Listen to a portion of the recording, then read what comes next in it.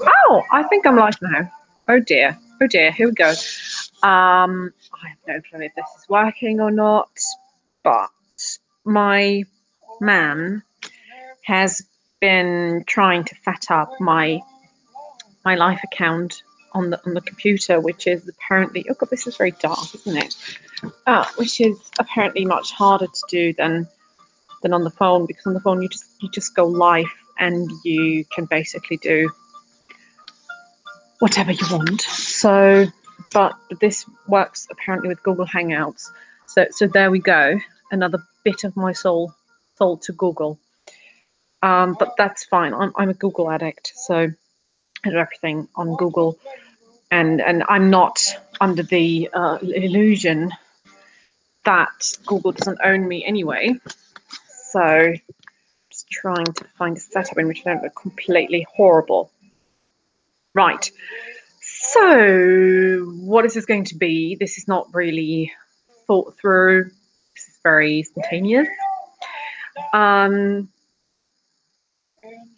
Basically, I'm just trying this out, and as you can see, I'm in bed. It's Sunday night. I'm really bored. My man is watching Shameless. He's trying to convince me to watch it with him, but I'm sorry, Camp. You just have to be a bit more quiet. So I'm listening to Camp with 2 A's. It's a great indie folk band, so you should check it out. But yes. Oh, I'm sorry. I'm a bit all over the place because I'm not prepared to be live. Usually I edit my videos. I wasn't going to do edited videos, but I also want to have this option of going live because it means that I will just do videos more regularly because it's not such a hassle to put them up on YouTube. Oh, God. So he's been watching Shameless, but I've been watching Murder lately, How to Get Away with Murder, which is driving me insane because I'm completely paranoid and I'm completely convinced that the world is a very bad place, especially, spoiler alert, because I spoilt myself and I found out that Wes Gibbons dies at the end of season 3. And apart from being ridiculously hot, he was kind of the only nice person in this all. So I'm feeling a bit devastated about this. But I'm hooked now, so I can't really go out and change anything about that. So yeah, I'm binge watching Murder. He's binge watching Shameless. We have a very healthy relationship. We don't do things together. We do them separately in separate rooms on different computers, but I'm sure we're still going to survive somehow. Yeah, what else? So it's January. No, it's February. It's finally February, which is really lousy to say because February is equally terrible. But I would say with February, you have a light at the end of the tunnel. And I'm really, really ready for spring because we've had a really great winter. You know, we've had snow, lots and lots of snow and coldness and, you know, the whole package. So I feel really ready for spring to come along and to revive everyone. And especially Vienna is very bleak in the winter, at least, you know, from the 2 weeks that I've been here now. What I can tell you is very depressing. And people, and I've told you that in the Vienna Part 1 video, they are so rude. The other day, I went to Spar, which is an Austrian supermarket, which I think you know because I think it's a worldwide brand anyway. But so I went to Spar, and it was one of these huge. It was an Interspar, so it was a huge one. And I went there because I had a sudden craving for being crafty because I needed to do some sketches for my upcoming Graustein's Academy for Young Wizards and Witches, Witches and Wizards feature, for which you've probably seen the promo on YouTube. I'm going to put the description, the link in the description section if I can. I don't know yet. Quite new to all this live thing, so I don't know if I can alter anything afterwards, but we'll see. Otherwise, you just have to type in Graustein's or Graustein Academy on YouTube, and you will find it.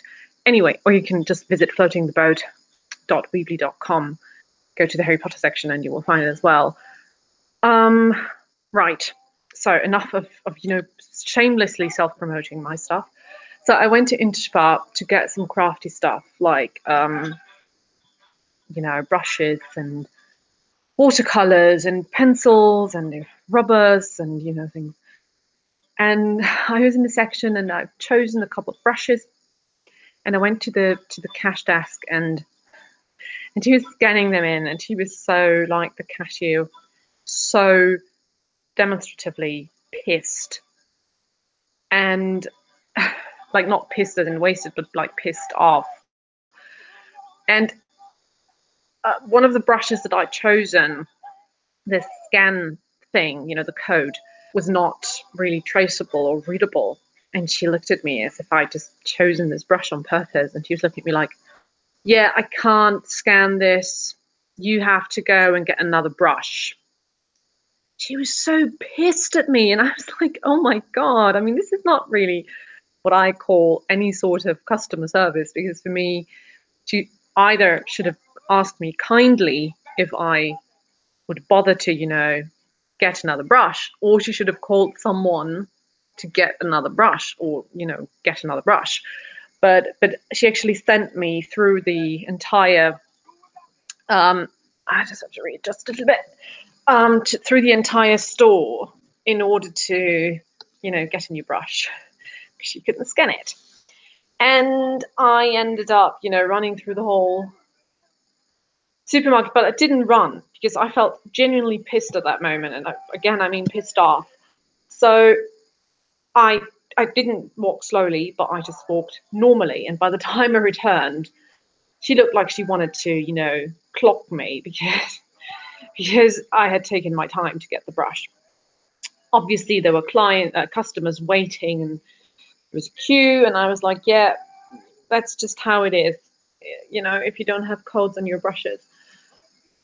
And so that was another encounter with what I call and many people call the Viennese charm that people encounter to be quite nauseating, I guess. But yeah, so that was that. And I was supposed to go to my grandparents this weekend, but apparently they're all sick, which, bless them. I hope if you ever watch this, get better, please. But I was a bit let down in terms of that. I really looked forward to going to the countryside and to visiting them and to staying in a very quiet house.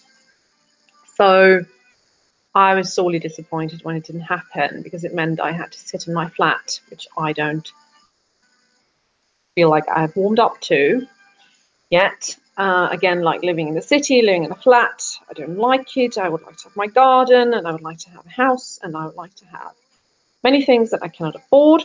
But yeah. And basically that fell through. So I was really reluctant to plan anything else because I felt very, very demotivated and sad. And so basically I spent the weekend in bed, obsessing about our neighbors and whether they were allowed or not, which I think they aren't really, but if they just do a tiny little noise, I'm already freaking out because they've been so loud in the past. So yeah, that's me over obsessing. And yeah, I watched a lot of murder, and I also watched, which is a great YouTube channel, you should check it out. I watched Ruth Quilly stuff. I've encountered her like on YouTube via the Uphill, which is her baby related channel, and I really liked how she gives insights into her life. And then she also has a channel and a blog, which is called A Model Recommends, because she's a model, but very relatable and very beautiful. And I think she's a very good writer as well. She has a master's degree in creative writing, which is what I would like to have. I don't. So no reason to bitch and whine about that, I guess. And yeah, so that was basically what I've been doing over the weekend, except for drinking lots and lots of Yorkshire tea and watching lots and lots of murder, falling in love with Viola Davis while hating her because I think she is a horrible character and a very admirable character at the same time. And what I've also been doing was, because I'm in a major crisis of identity and everything, which I call the mid-20s crisis of growing up, because how I see it is that with 20, probably starting at 23 for some people, probably starting a bit later, you realize, probably not 23, 25 plus, you realize that you are now grown up. It doesn't mean that you probably feel like it, but from the perception of others, you are. You know, things are expected of you, your opinions and what you say is taken seriously, and no one's looking up for you anymore. You know, you have officially completed teenagehood and adolescence, and you just have moved on to, you know, being responsible for your own shit and stop blaming your parents for it as well. And I found myself, because I think when you have these transitional phases, again, these transitional phases, you often kind of fall back into regressive behavior because you try to reclaim things you either couldn't experience in the time that you should have experienced them, or you relive them because they give you a feeling of protection and safety and the feeling of back then everything was better. And I've been experiencing these feelings of regression a lot. So I've been flicking through photo albums, looking at myself as a child, and you know, reminiscing about what it was like, and longing, like really craving this time of where everything was supposedly easier and apparently, you know, not as hard as now. And I had this phase where I just wanted to move back in with my parents and have my mother care for me and do all the shit for me, and you know, basically not having to deal with life. It sucks.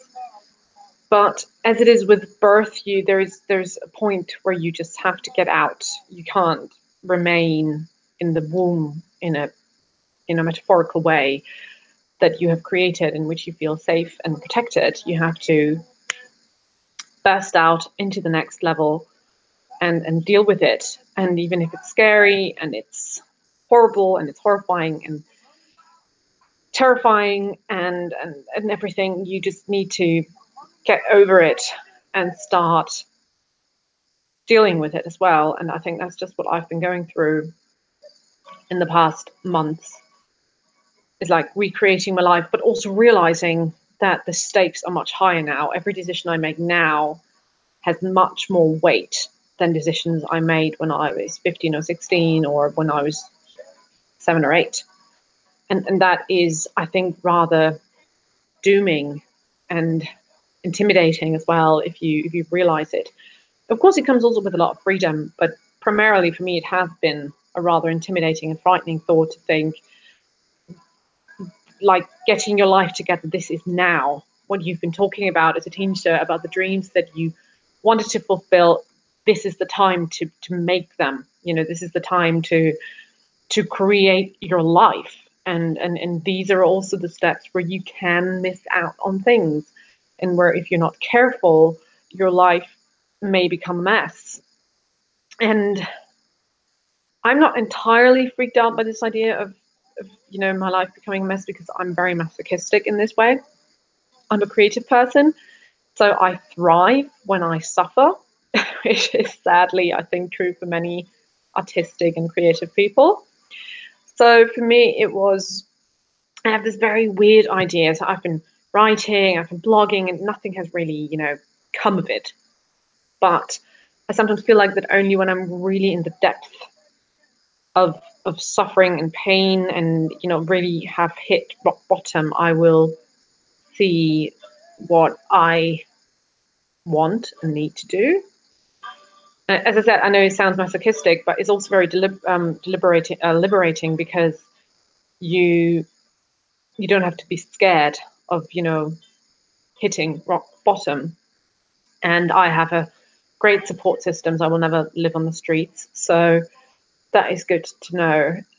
But it has been a very frightening phase, because I felt like I was just, every decision I've made in the past 2 years has been basically about being in a situation that was so unbearable that I was kind of forced into the next step,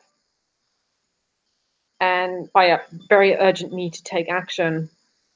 And so I've not really felt like any of the decisions I've made in the past 2 years have been really thought through thoroughly.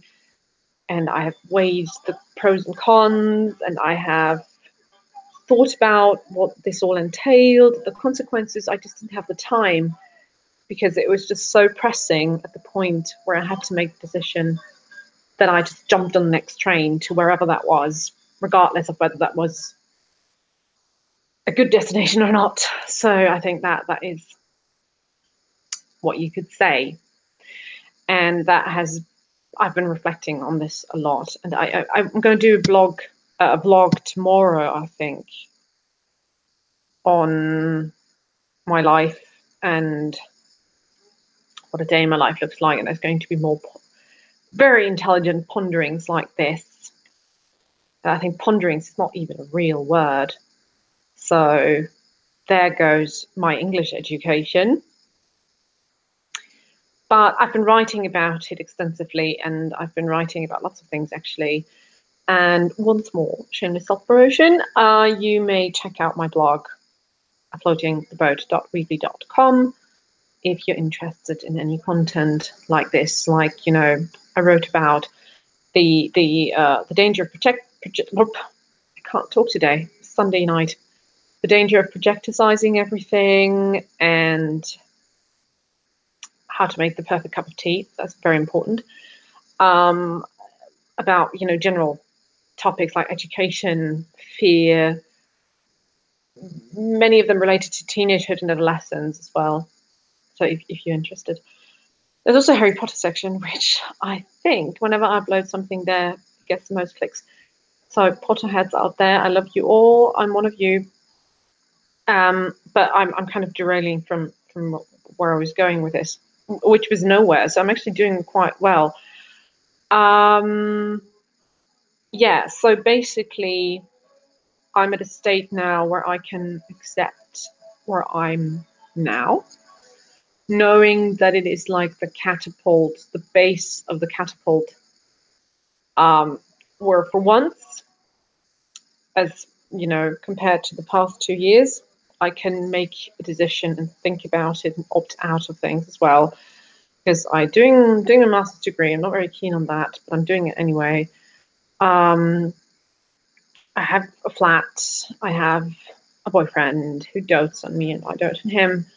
And I'm kind of stable. So this is, I think, a very good base to consider options and to see what I actually want. And so to end this on a very positive note, this is basically what this has all been about. But yeah, I'm going to shoot a couple of little videos over the next days and probably wash my hair because it's awful. And yeah, so I hope this worked. Tell me if not, if there's anything quirky going on. And I'll see you soon, and thank you, and good night, and check out Camp. It's a great band, it really is.